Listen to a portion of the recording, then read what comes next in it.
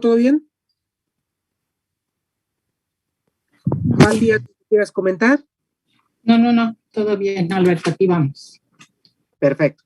Bueno, entonces, estábamos hablando, jóvenes, justamente de la parte del muestreo o de cómo se debe realizar un muestreo, independientemente del tipo de muestra que se tenga que hacer, ¿verdad? Y pues bueno, dependiendo si es sólida o si es líquida, incluso gaseosa, la manera de toma de muestra va a ser diferente para cada uno de estos casos. Si estamos hablando, por ejemplo, de una muestra líquida, que estemos hablando de un río, ¿alguien sabrá cómo se toma la muestra de un río? ¿Cómo creen que se tome? ¿O nadie sabe? ¿Jóvenes?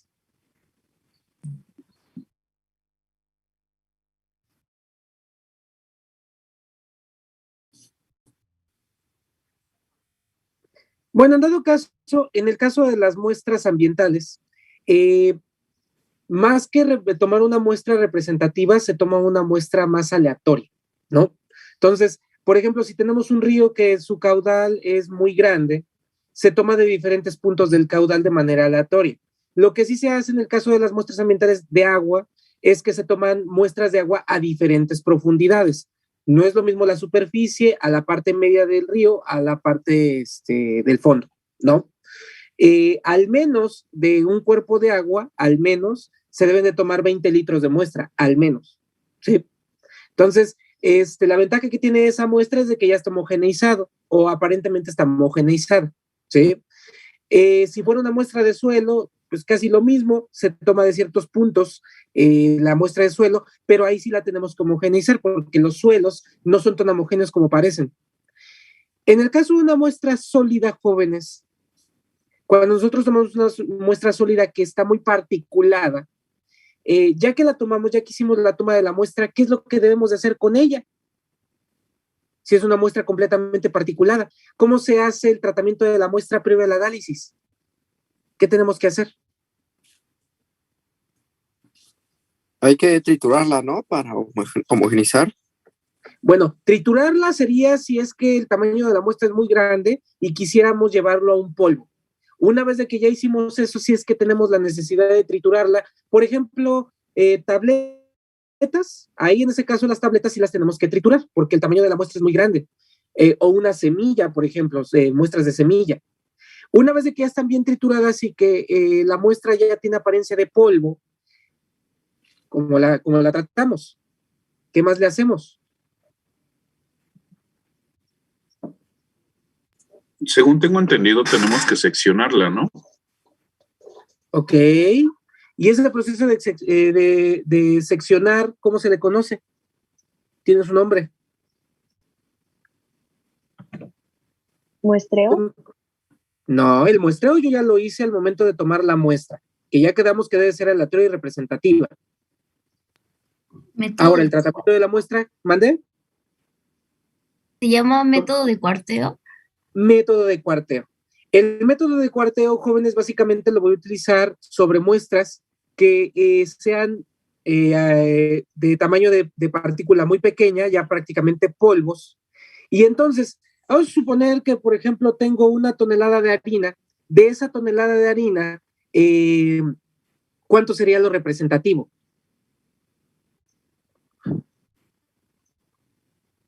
¿Cuánto sería lo representativo de esa muestra de harina si tengo una tonelada? 100 kilos. 100 kilos.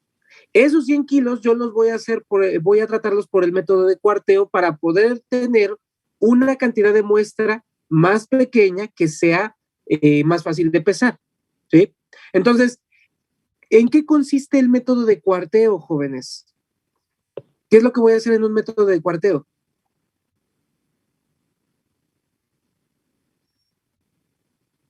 Chicos.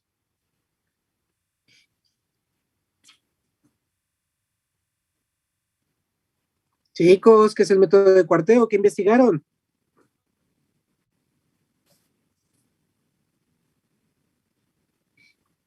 Jóvenes.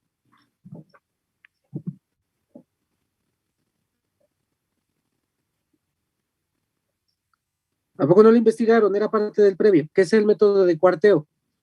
Es cuando mezclamos y apilamos a la forma de un cono, lo aplastamos y lo dividimos en 4 partes iguales. De esas 4 partes iguales se descartan o se retiran 2 opuestas y los otros 2 restantes pues se les hace lo mismo. Ok, entonces, antes de hacer justamente ese conito que mencionas, ¿qué debes de hacerle a la muestra si está muy particulada? ¿La tienes que? ¿La tienes que? No, el tamizado no. Aquí ya no tamizamos. ¿Qué hay que hacer, jóvenes? Identificarla. No, ¿y qué le vas a identificar? A ver, cuéntame.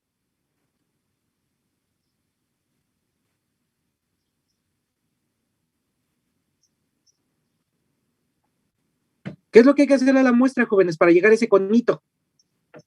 Antes de llegar a ese conito que mencionó su compañera. ¿O nada más formó el cono y se acabó?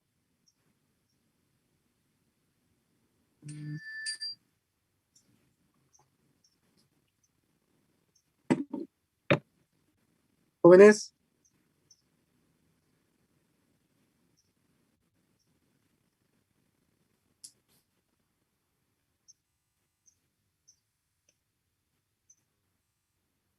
Chicos, ¿qué hay que hacerle a la muestra antes de llegar a ese cono?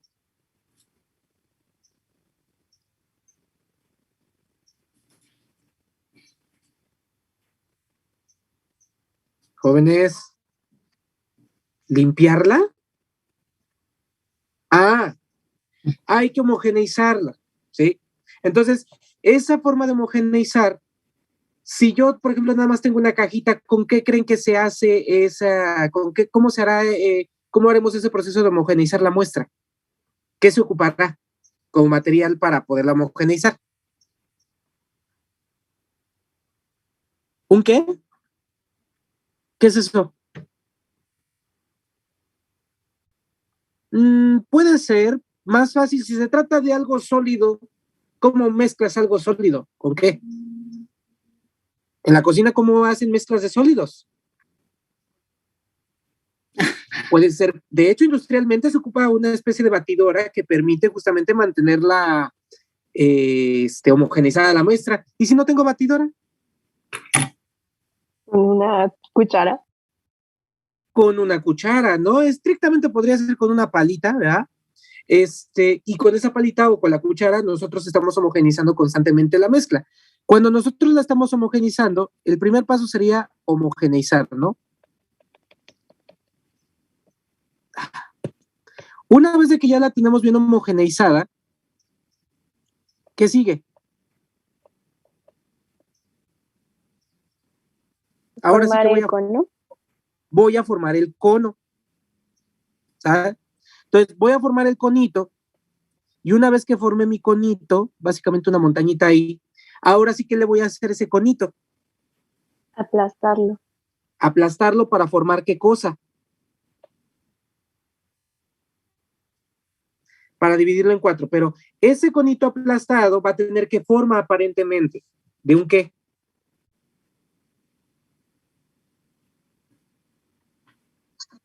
Un círculo. Entonces voy a generar un círculo lo más, lo más circular posible. Obviamente ahí nos va a quedar diferente, ¿sale? Y una vez que forme ese círculo, ahora sí que sigue.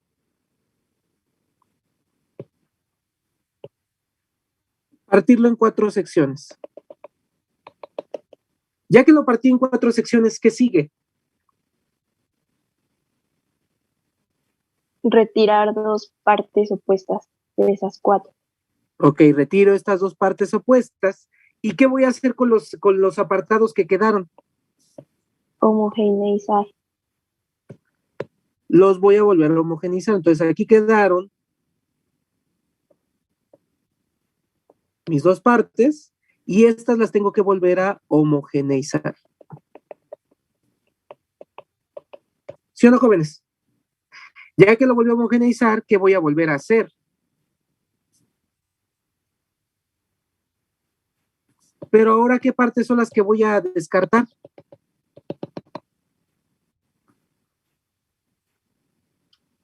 ¿Voy a volver a descartar las que descarté en el proceso anterior?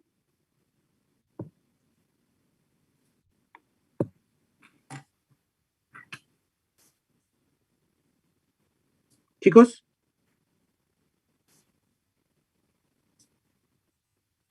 ¿O ahora qué partes voy a descartar? Las contrarias. Las contrarias. Entonces voy a descartar esta y voy a descartar esta. ¿Hasta qué momento voy a dejar de hacer este procedimiento, jóvenes?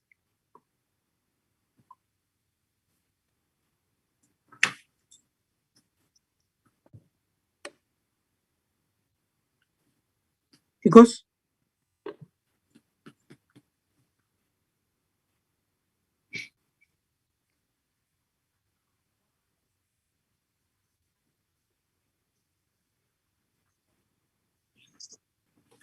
Pues al menos debo de quedarme con un tamaño de muestra que me permita, ¿ya? Pesar, ¿sí?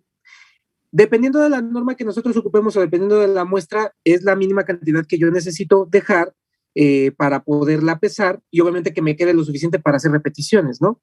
Entonces, en el caso de manera industrial, jóvenes, si yo estoy hablando de toneladas y voy a tener kilos ahí, generalmente esta homogeneización se hace con palas o se hace justamente con una batidora industrial para justamente mantenerla, ¿cómo se llama? Homogeneizada en todo momento. ¿Sí queda claro, chicos, o no?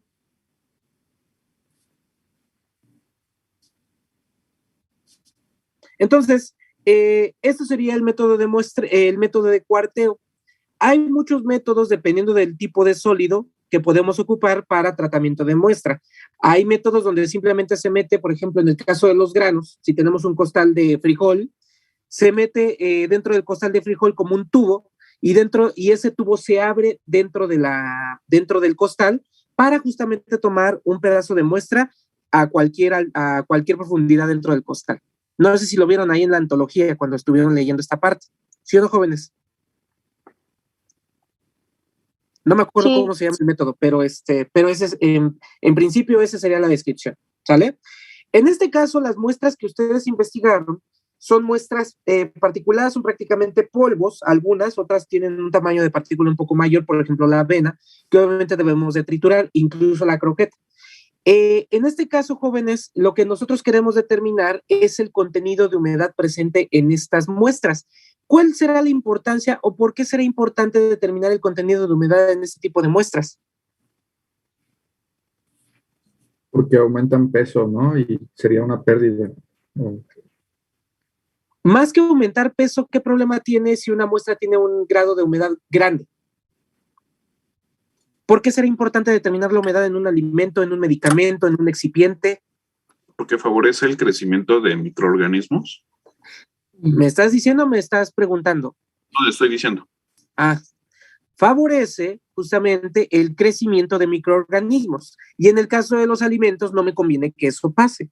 Sin embargo, a veces es importante que el alimento tenga cierta cantidad de humedad dentro de su, dentro de su fórmula, ¿no? Pero no lo suficiente como para que comience a crecer algún microorganismo. A su vez, al momento del proceso de elaboración del alimento, por ejemplo, de una harina, ¿creen que esta vaya capturando humedad durante el proceso o no la capturará?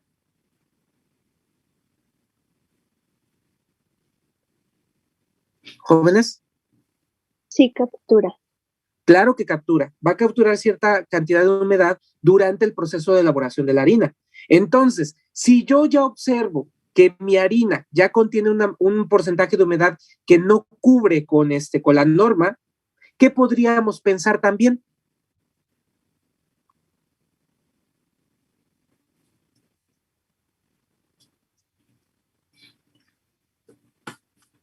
¿Qué podríamos pensar, jóvenes?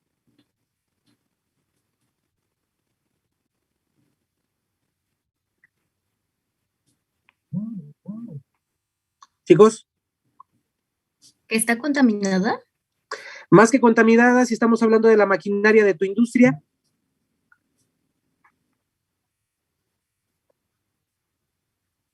Ok, el producto no cumplió, pero si antes sí cumplía y después llega un momento donde ya deja de cumplir, ¿qué puedes pensar? Más que el control de calidad. ¿Qué está fallando mi equipo? Está fallando tu equipo. En algún punto del proceso, la harina está capturando humedad y por lo tanto tienes que identificar qué parte del proceso está ocasionando ese punto y por lo tanto, si esto sigue ocurriendo, ¿qué va a pasar con tu producto? ¿Se puede echar a perder? ¿Y va a ser qué? Aparte de que se echa a perder. Lo va a aceptar ¿se va a qué? Se va a convertir en merma. Más que en merma, será rechazado, jóvenes. Y por lo tanto no podrá llegar al siguiente punto que sería la venta, ¿no? También el porcentaje de humedad, jóvenes, es importante determinarlo, no solamente para ver crecimiento microbiano, sino también para qué otra cosa nos habla de realizar este proceso de determinación del porcentaje de humedad. Perfecto, la conservación del producto, básicamente el tiempo de vida de anaquel. ¿Sí o no, jóvenes? Evidentemente, dependiendo del producto, este producto va a ir adquiriendo humedad a lo largo del tiempo, debido a que si yo lo abro y yo no me acabo la harina en ese momento que la abrí, pues evidentemente esta se va a ir hidratando poco a poco. Entonces, de esta forma, si se va hidratando poco a poco, ¿qué va pasando con su tiempo de vida de anaquel? Disminuye. Va disminuyendo, se comienza a reducir y por lo tanto, eso es lo que luego nos dicen los fabricantes, pues cuál es la caducidad de ese producto, en este caso con base al porcentaje de humedad, ¿sí? Entonces, esa sería la importancia de determinar el porcentaje de humedad de una harina. Ahora, en este caso, si yo voy a determinar el porcentaje de humedad en el caso de una harina, de una avena, de una croqueta, etcétera, ¿quién es el analito que vamos a buscar? El agua. El agua, ¿sí? El agua viene siendo nuestro analito, ¿sale? Entonces, el agua que viene siendo nuestro analito, ¿sí? ¿Cómo lo vamos a determinar en este caso?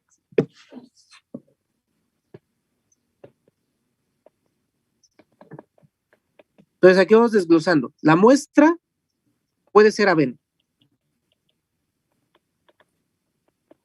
El analito viene siendo el agua, ¿sí? En este caso, ¿quién es el mensurando?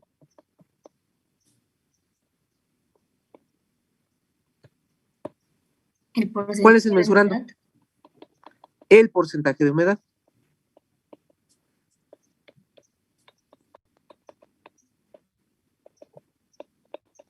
¿Cómo podemos determinar entonces el agua presente en una muestra de avena, jóvenes? ¿Qué tendríamos que hacer?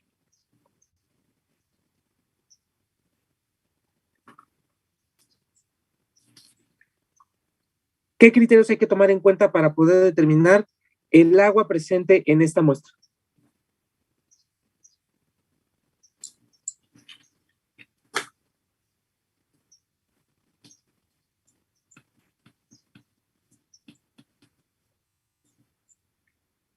¿Jóvenes? ¿El método a utilizar del equipo? Pues sí, pero ¿qué harías? ¿Cómo determinarías el porcentaje de humedad en una muestra de avena? ¿Qué hay que hacer? ¿Qué hay que considerar? ¿Qué tipo de análisis es el que vamos a utilizar? Chicos.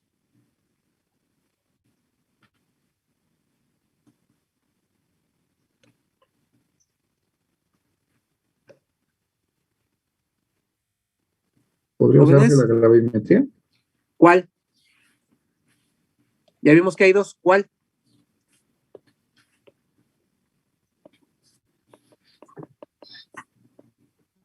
Jóvenes, parece que no me están poniendo atención. La de volatilización, ¿no? ¿Y cuál será el fundamento de una gravimetría por volatilización? Tomar las diferencias de peso de la avena húmeda ya después del proceso de volatilización.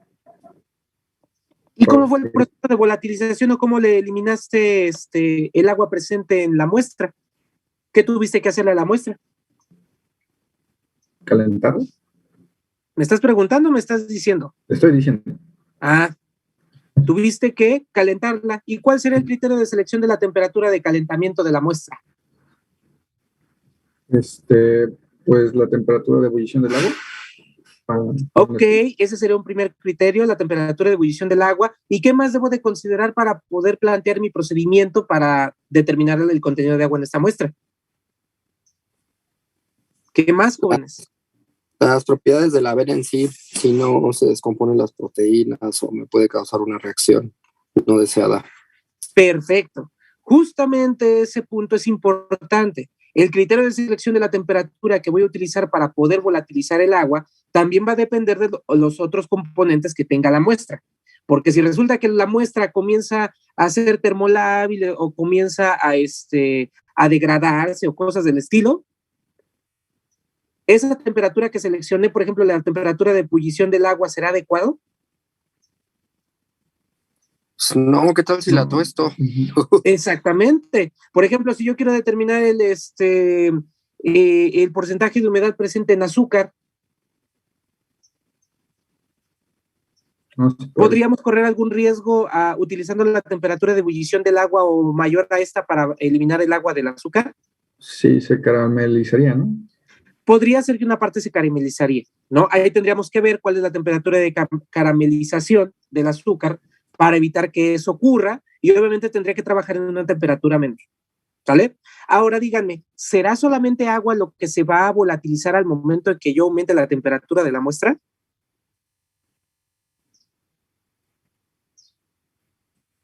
No, podría ser alguna, no sé, aceite esencial, podría ser, de la avena. ¿Cómo podemos saber que una muestra tiene otros componentes volátiles? ¿Cómo lo puedo saber?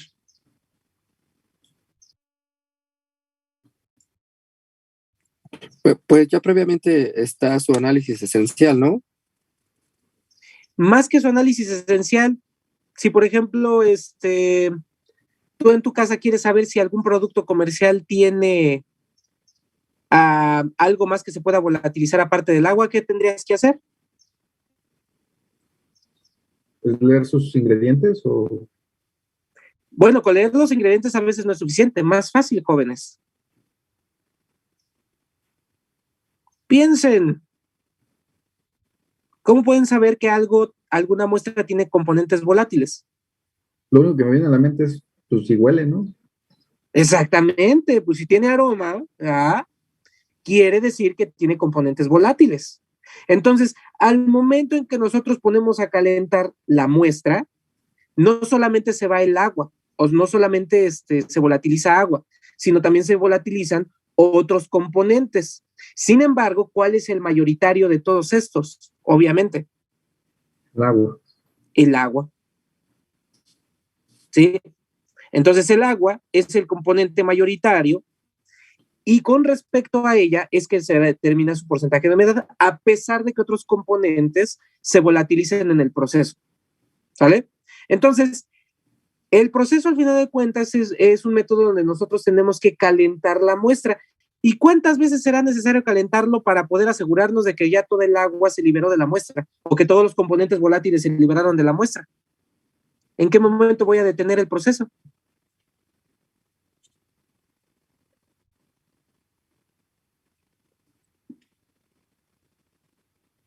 La voy a tocar, maestro, como cuando mi ropa, van a decir. ¿Son capaces? ¿Cómo saben que algo ya, en este caso, cómo saben que ya se liberó por completo el agua presente en la muestra, jóvenes? ¿Qué harían?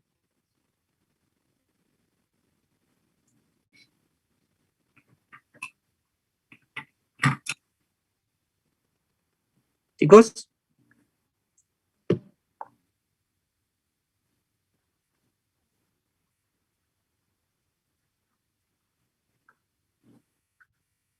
No.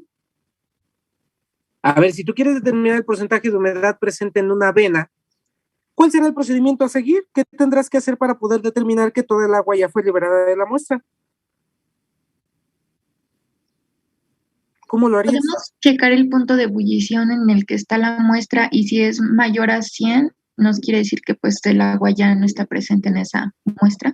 Pero nada más porque lo estás viendo por temperatura, ¿a poco ya con eso me aseguras que la muestra ya no tiene nada de agua? ¿Pesarla? ¿A qué te refieres con eso de pesarla? No entiendo.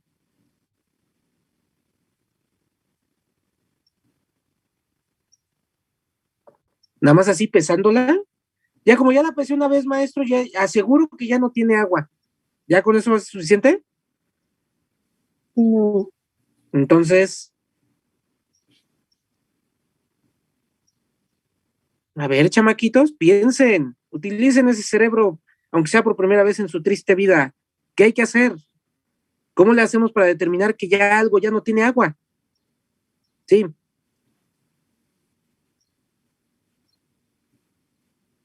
Jóvenes, Podemos intentar calcinar una parte de la muestra. si la calcinas, las propiedades ya cambiaron al 100%. El proceso No, de por eso calcinación una parte nada más. no tiene sentido. Otra vez, yo quiero eliminar el agua y quiero saber en qué momento ya se eliminó el agua. Si la calcino, ya esa cosa ya cambió de químicamente, porque pues ya el proceso de calcinación es un proceso químico, ¿sí o no?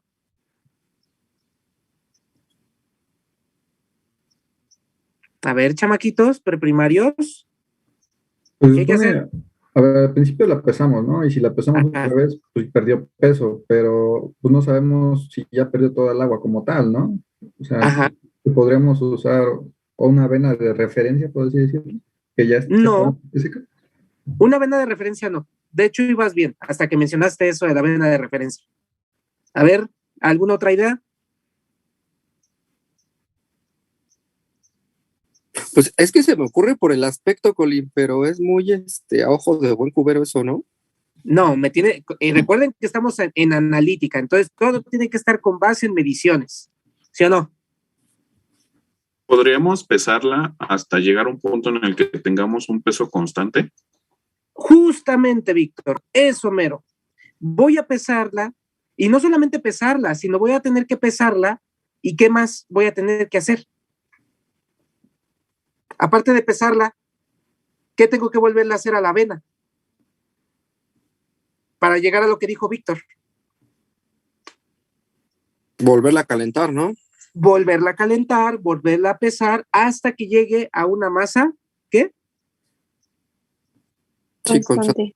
Constante. Entonces, ese justo es el método que se hace para poder determinar el contenido de agua en una muestra, ¿sí? En este caso de avena, donde yo voy a hacer un pesado, voy a pesar mi muestra, pesado. Una vez que la pesé, la voy a secar. Secado. Una vez que la sequé, la voy a poner a enfriar. Y una vez que la enfrié, nuevamente la voy a volver a pesar, la voy a volver a secar, la voy a volver a enfriar. Este proceso, este ciclo de pesado, secado, enfriado, va a durar hasta el momento en que la masa de la muestra sea ¿qué?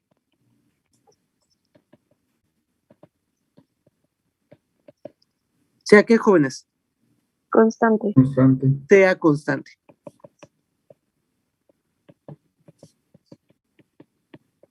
Es un proceso que se hace en la industria jóvenes de manera rutinaria, justamente para determinar los porcentajes de humedad. Y obviamente aquí hay muchas cosas que hay que tomar en cuenta. Ya dijimos que la temperatura. Debo de utilizar una temperatura tal que me permita evaporar al agua, así como que no permita que los componentes de la muestra se vayan a degradar o vayan a reaccionar o cosas del estilo. Entonces, el punto de partida podría ser el punto de ebullición del agua. Podría ocupar una temperatura inferior al punto de ebullición del agua y aún así se podrá eliminar el agua de la muestra, jóvenes. ¿Sí o no? ¿Sí se podrá o no se podrá? Chicos. Pues necesitaría tener otras condiciones de presión, ¿no? Diferentes para que puedas hacerlo. Ok, puede ser que tú modifiques las condiciones de presión y entonces ahí ya estás trabajando a condiciones de presión reducida o cosas del estilo, ¿no? Pero lo que voy es de que si no modificas las condiciones de la presión y tú podrías trabajar a una temperatura de 50 grados y aún así eliminar el agua, ¿se podrá o no se podrá? No. ¿Seguros? ¿A poco cuando ustedes ponen a secar su ropa, la ponen a más de 100 grados Celsius para poder eliminar el agua de la ropa? No. Claro que no, imagínense, se empiezan a derretir ustedes mismos. Imagínense que lograra esa parte, ya se les hubiera derretido el cerebro, que eso parece. Entonces, ¿podríamos calentar una muestra a una baja temperatura y aún así poder secarla? ¿Jóvenes? ¿Sí o no? Perdón, Colin, me desconecté. ¿Qué? ¿Sí me escuchas? Sí. Ya. Sí se puede hacer cambiando las condiciones de presión. Pero no estamos hablando de condiciones de presión, estoy hablando de condiciones de temperatura. Si yo cambio una temperatura inferior, ¿se podrá eliminar el agua de cualquier manera? ¿Sí o no? Sí. Claro que se puede, ¿sale? Se puede. Obviamente aquí lo que voy a sacrificar es el tiempo de análisis, porque los tiempos de análisis en el caso de una gravimetría por volatilización son muy largos. Largos porque hay que ponerlo a secar, hay que ponerlo a enfriar, etcétera, ¿sí? Al momento en que ese sería el criterio de selección de la temperatura, jóvenes, ¿sale? Puede ser que yo trabaje 100 grados Celsius, que viene siendo la temperatura de punto de ebullición del agua, o que tenga que trabajar una temperatura inferior para evitar que los componentes de la muestra se degraden, ¿sale? Ahora, ¿dónde pongo a secar la muestra, jóvenes? ¿Y dónde la voy a pesar? ¿Dónde se pesará? ¿En cualquier recipiente puede pesar? Ok, en la balanza analítica es donde lo voy a pesar. Una vez de que yo ya hice mi método de cuarteo y que yo ya tengo una cantidad de muestras suficiente para pesar, lo voy a pesar en la balanza analítica. ¿Dónde más lo voy a pesar? Aquí hay dos dóndes. ¿O en qué más bien? ¿En qué voy a pesar?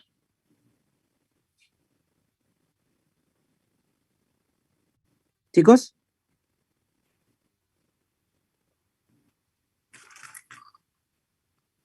¿En qué voy a pesar? Colin, Mande. Colin, te iba a preguntar cuando enfriamos, ¿no vuelve a agarrar humedad del ambiente? Justo voy para allá. Primero díganme, jóvenes, ¿dónde voy a secar la muestra? ¿En qué recipiente, qué tipo de recipiente voy a utilizar? Por ejemplo, ¿qué leyeron de las normas que debieron de haber investigado? ¿Dónde se pesa la muestra? ¿En un pesafiltro? Un pesafiltro, ¿de qué material generalmente se utiliza? De vidrio. Debe de ser en un pesafiltro, jóvenes. El vidrio no es lo mejor, pero este pesafiltro es básicamente como una especie de frasquito, una cosa así, que tiene su tapita. A ver si me sale. Una cosa así, ¿sale? Entonces, este pesafiltro, jóvenes, puede ser de diferentes materiales. Los materiales donde yo puedo poner a secar puede ser de aluminio, pueden ser de vidrio, pueden ser, incluso algunos utilizan plástico, no sería lo más recomendable, pero al menos de vidrio, de aluminio, algún metal, ¿sí? De estos que acabo de mencionar, entre el vidrio y el metal, incluso de porcelana, ¿cuál de los tres podría ser el mejor para poder hacer este tipo de gravimetrías? ¿Qué material será adecuado? El de metal. El de metal. ¿Por qué el de metal? ¿Por la temperatura? Más que por la temperatura, jóvenes, el metal comparado con el vidrio y con la cerámica, ¿qué ventaja tiene al momento en que yo saque mi pesafiltro de la estufa? Que no es poroso y no le puede entrar tanta agua. Exactamente. Este material donde yo voy a pesar mi muestra, previamente yo, ¿qué le tuve que hacer antes de pesar la muestra, jóvenes? Secarlo en una estufa. Secarlo en una estufa. Y otra vez, ese proceso de secado lo voy a hacer ¿hasta qué momento? Chicos. Hasta que la masa de la muestra sea constante. Hasta que la masa de la muestra sea constante, exactamente. Más bien, no de la muestra, del pesafiltro. ¿Sí queda? Entonces, con todo y todo, estos pesafiltros también pueden adquirir un poquito de humedad y tenemos que pesarlo, tenemos que secarlos y llegar a una masa constante. Ya que llegó a la masa constante, ahora sí ya voy a poder pesar mi muestra dentro de él. Por desgracia, en el laboratorio ahí en experimental, jóvenes, pues tenemos pesafiltros de vidrio. Entonces, no somos ricos, somos pobres, entonces utilizamos los de vidrio y entonces estos de vidrio los tenemos que secar previo al análisis. Una vez ya seco, ahí peso mi muestra. Obviamente, cuando yo voy a pesar la muestra y que la meto a secar, ¿En qué posición tiene que estar la tapa del pesafiltro, jóvenes? Voy a sellar mi pesafiltro para poder secar la muestra. Chicos. No, tiene que estar entreabierto para que se evapore toda la humedad. Exactamente, tiene que estar entreabierto. Y obviamente, una vez que yo ya pesé mi muestra dentro del pesafiltro, meto mi pesafiltro con la muestra dentro de la estufa. ¿Vale? En la estufa se va a quedar hasta que yo ya diga, bueno, voy a sacarlo, lo voy a poner para evitar que una vez que yo saque la muestra de la estufa, ¿dónde lo pondremos? ¿Dónde pondremos la muestra, jóvenes? El pesafiltro con la muestra, ¿dónde lo pondremos? ¿La dejaremos ahí en la intemperie para que vuelva a adquirir humedad? ¿O qué harán? No, la introducimos en un desecador, ¿no?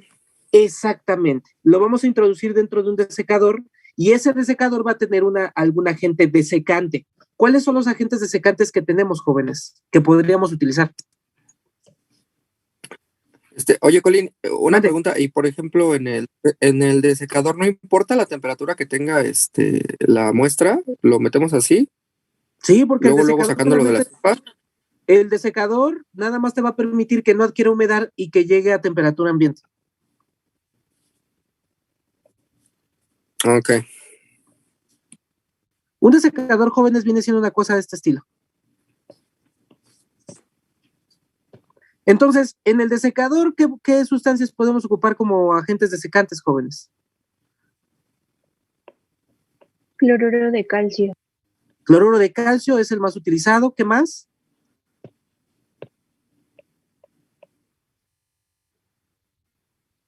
Gel de sílice o mal llamado sílica gel. ¿Qué más?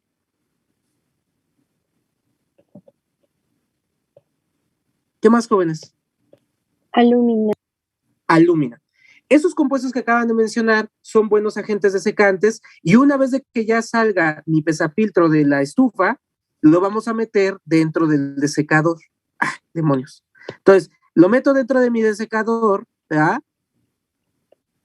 Y aquí vamos a dejar a que el pesafiltro con la muestra alcance peso constante. ¿Sí queda claro, jóvenes, o no? Sí. Obviamente esto va a evitar que tome humedad. ¿Por qué yo no puedo pesar caliente el pesafiltro? ¿Qué problema puedo tener si lo peso caliente?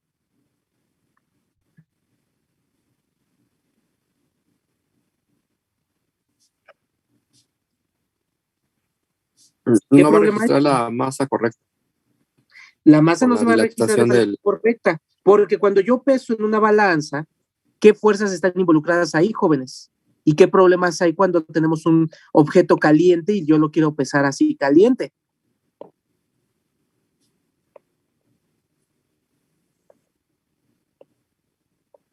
Ahí está mi balanza analítica.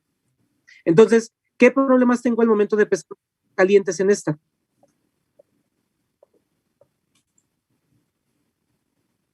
¿Chicos?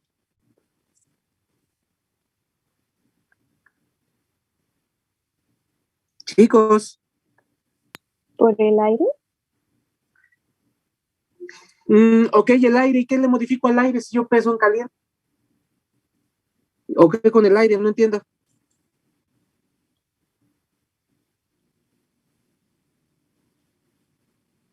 ¿Chicos? Ay, maestro, tiene mucho tiempo que no utilizo una balanza. ¿Cómo se le ocurre preguntarme eso? ¿Jóvenes?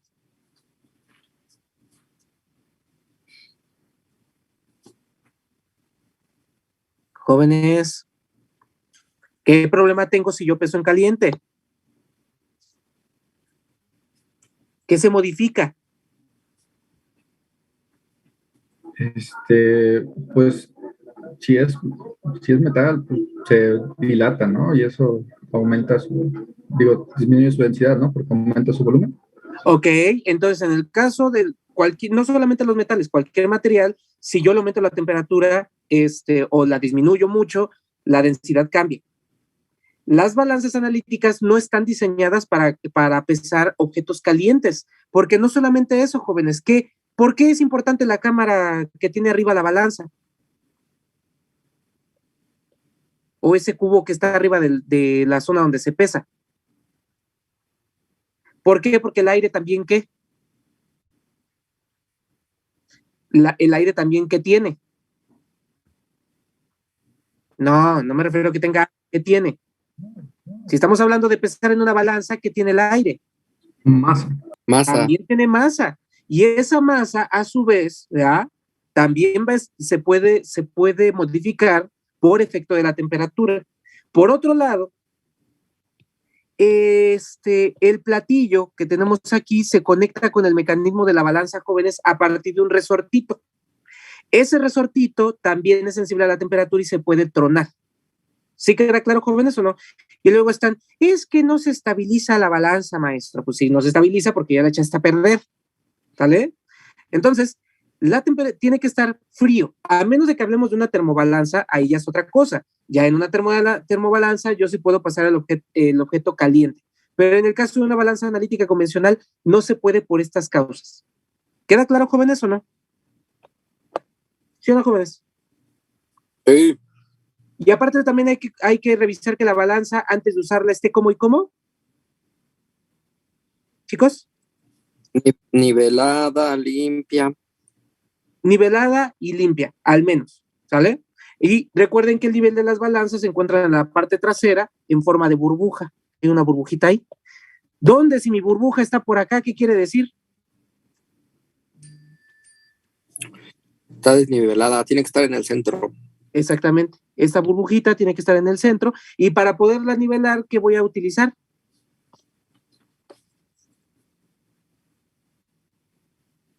Jóvenes, si está desnivelada, ¿cómo le hago? Le pongo un cartoncito, profe. Unas petetas, ¿no? No, los tornillos. Los tornillitos que se encuentran en la parte de atrás o la parte de adelante, dependiendo de la balanza, es con lo que yo voy a nivelarlo. ¿Sale? Ok, entonces, este procedimiento que estamos viendo acá, lo vamos a hacer de esta forma hasta el punto donde la masa sea constante. Una vez que yo ya que ya sequé mi pesafiltro, que lo saqué de la estufa y que lo puse en el desecador, ahora sí lo voy a volver a pesar. ¿Sí? Entonces, ¿cuáles son los datos que van a recabar aquí del análisis, jóvenes? Supongamos que llegaron a condiciones de masa constante. ¿Qué datos tienen para poder determinar el porcentaje de humedad, jóvenes? ¿Cuáles son nuestros datos? El peso de la muestra.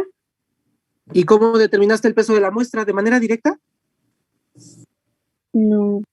Entonces, ¿cuáles son los datos que recabaste a partir del método de análisis que acabamos de describir? ¿Peso de quién? La masa inicial. ¿De quién? Pero ¿a poco así tú aventaste la vena, ataraste el objeto? Entonces, ¿La masa del pesafiltro? ¿masa del pesafiltro cómo? Sin muestra. Entonces aquí, masa del pesafiltro. Vacío. ¿Qué otro dato tienen? La masa del pesafiltro húmedo. ¿La masa del pesafiltro húmedo? Con muestra. ¿Y la muestra cómo está en ese punto? Húmeda. Ajá.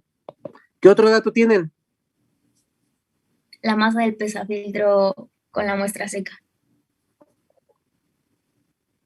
Aquí quitamos ese de vacío. Más la muestra seca. ¿Sí o no, jóvenes? Tengo básicamente esos tres datos. Obviamente, para llegar al último dato, yo debí de haber llegado a condiciones de masa constante. A partir de diferentes determinaciones de masa, esa última yo ya la voy a obtener seca. ¿Sí? Y entonces, ya que tengo todo esto, ¿cómo determinamos el porcentaje de humedad, jóvenes? ¿Cuál es la ecuación que me permite determinar el mensurando del método?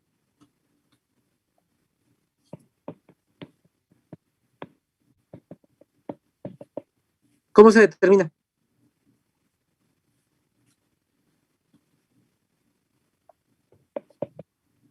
Esta es la pregunta de examen, es para que rápidamente me la dijeran. ¿Es la masa del pesafiltro? Antes de que sustituyan, primero es la masa de quién entre la masa de quién por 100. Masa del agua Ajá. La masa del agua entre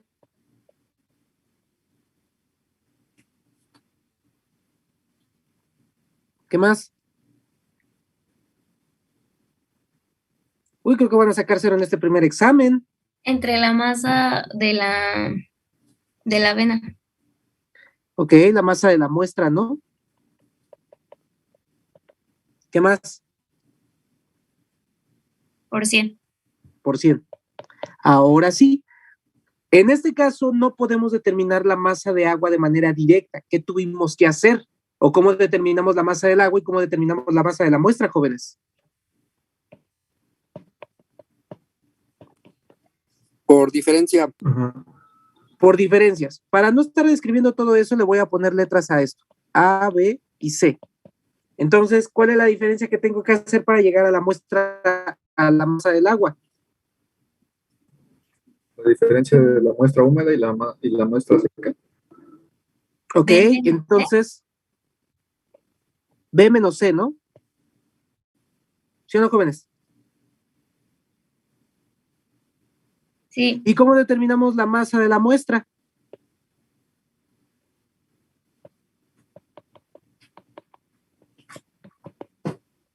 B menos A. B menos A. Por lo tanto, esto si yo lo pongo en mi modelo matemático, aquí voy a tener B menos C entre B menos A por 100. Y de esa forma, yo determino el porcentaje de humedad de la avena. ¿Sale? Ok. La próxima clase, jóvenes, si la profesora Pati me lo permite, bueno, de cualquier manera, nos hace falta ver la parte de incertidumbre. Vamos a ver cómo se propaga la incertidumbre de este modelo matemático, lo acabamos ya de obtener. Todo el proceso, jóvenes, conlleva incertidumbre. Aquí el punto es que debemos identificar cuáles son las fuentes de incertidumbre del método y cuáles son las que vamos a, ocupar para poder determinar la incertidumbre del método.